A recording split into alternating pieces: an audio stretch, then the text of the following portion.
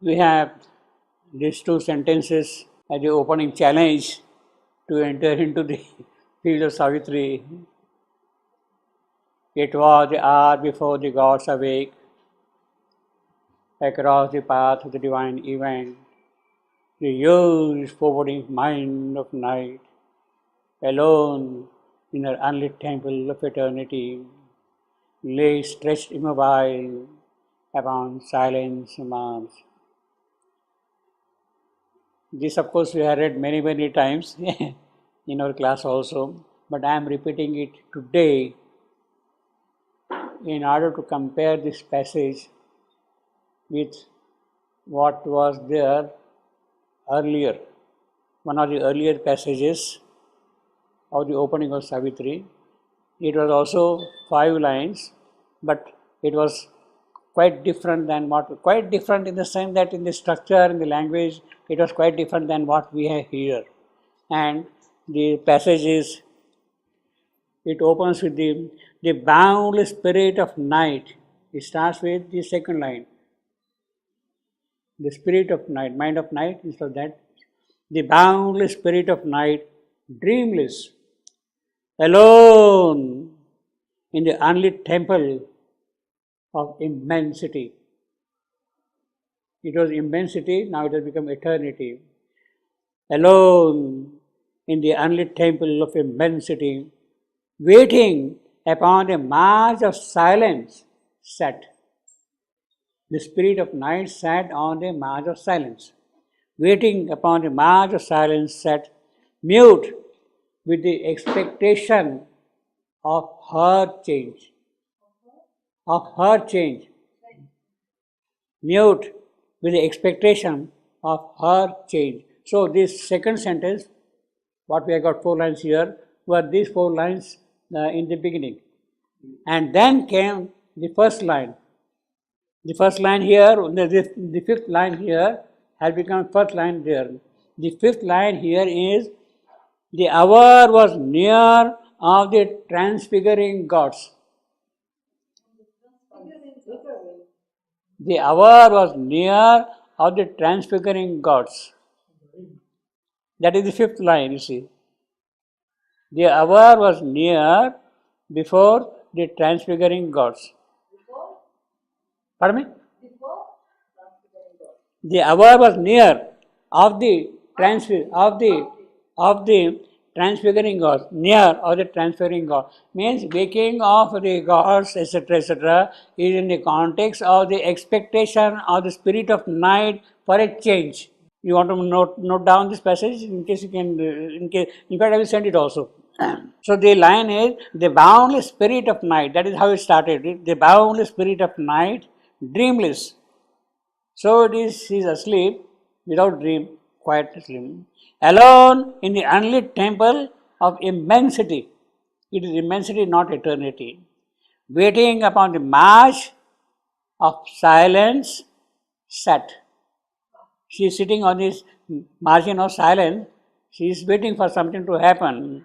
Mute with the expectation of her change. Night is expecting her own change, and she is waiting in the temple of immensity there, something to happen, you see. And then in that context, the poet says, the hour was near of the transfiguring gods. So there are 2 or 3 things which you notice here, that first here, these are the transfiguring gods. G is small, not capital as we got here. Later on, Shevandu made, when he wrote, it was the hour before the gods awake, even in the first instance, he had put G small in the first line as we got here. But then that change, he changed it to capital G. Transfiguring, he has not there. Yeah, but it's adjective here. Yes? It's adjective or verb. Which one? The transfiguring. Non, transfiguring, transfigurant. Transfigurant. ING. Participe. Yeah, they are transfiguring. The hour was near of the transfiguring gods. Transfiguring is an adjective. English question. I mean, they will transfigurate or they are. No, they will transfigure. They will transfigure. Because night is expecting a change. and that change, that transfiguration will be brought about by these gods. That is what this passage would mean, you see. That is what this passage would mean. Yes. So the expectation of the night could be this foreboding mind of night. The mind of night is not now, spirit of night. In the Spirit of earlier night. passage, spirit of night. The expectation could be So there. for a change. She is expecting a change. Yeah.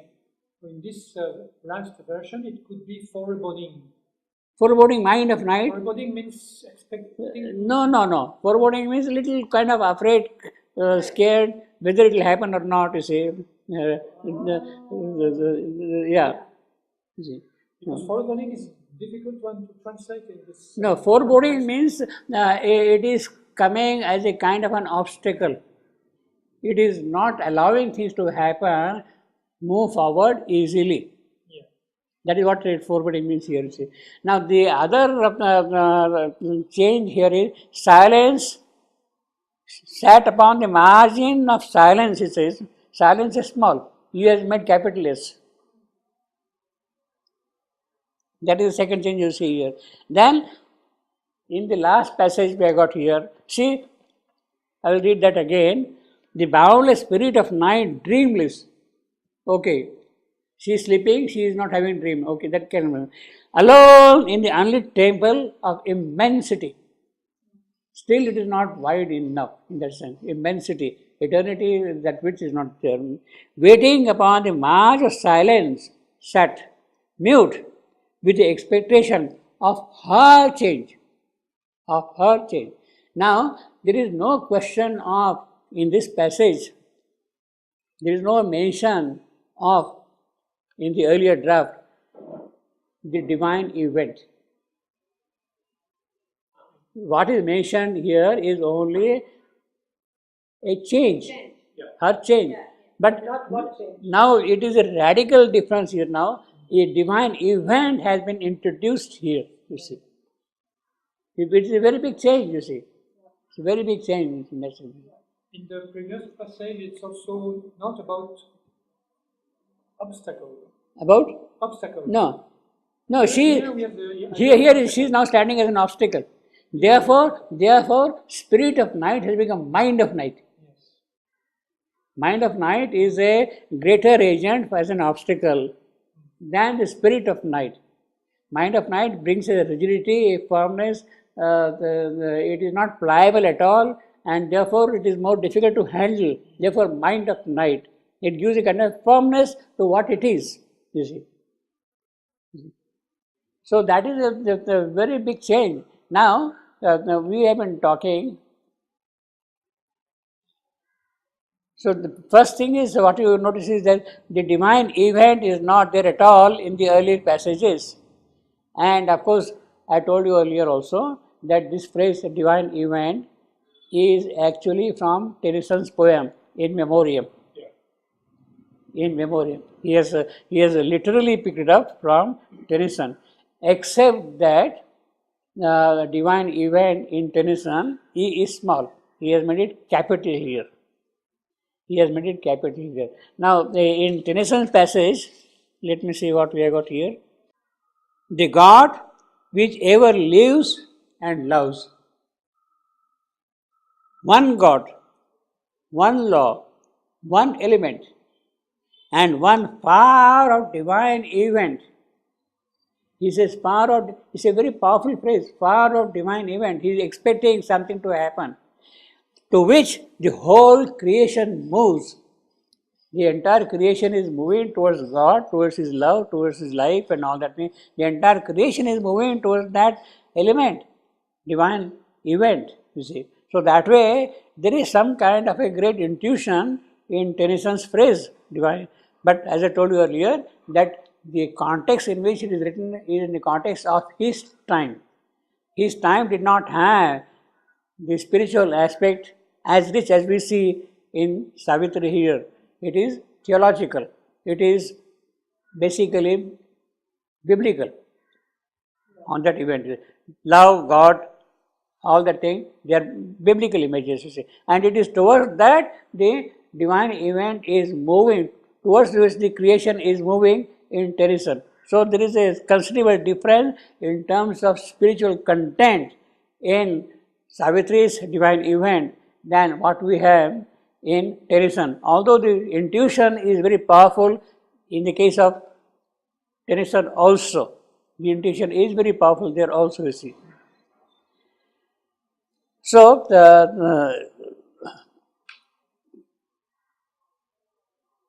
we were talking of this line again and again. It was the hour before the gods awake, and you see in the earlier version there was no question of it was the hour was near. You see, it was the hour was not the hour was near of the transfiguring gods. See, there is a considerable difference between the language and the presentation also. That is the quality of inspiration. As Shabanu says, I have been writing and rewriting Savitri at every time lifting up to higher and higher level of expression, you see. That is what we see here. It was the hour. So it was the hour, as I was earlier, the first phase, it was the hour belongs to kind of a general statement. It was our past tense, I said. Before the gods awake, present tense. Was past tense. So in one sentence he has combined both the tenses, as I told you earlier also. That was the hour before the gods awake. Now, it means he is narrating a story. It is a myth, it is a story, a symbol which he is narrating. Once upon a time, there lived a great king in a distant land. Something like that. It was the hour before the gods awake. See, in that manner, you see. Now, if we go by the earlier draft, gods here are not qualified in any way. Not qualified. No, they are not qualified in the sense, earlier phrase had transfiguring gods. They had a qualification, adjective, transfigure. So here this was adjective preceding these gods, you see. So that leaves a lot of things hanging in our mind, you see. Now, if you want to go by the earlier draft, then these gods had to be transfiguring gods. But he has purposely dropped that adjective transfiguring. Why? So it means perhaps that these are not really the transfiguring gods. They're not really. They are not really the transfiguring gods. Oh, You see, otherwise you would have insisted upon that word, that adjective transfiguring. In some other manner, some other way, you would have expressed that line to introduce the aspect of these gods playing the role of transfiguration. That role of transfiguration is not present in this line at all, you see.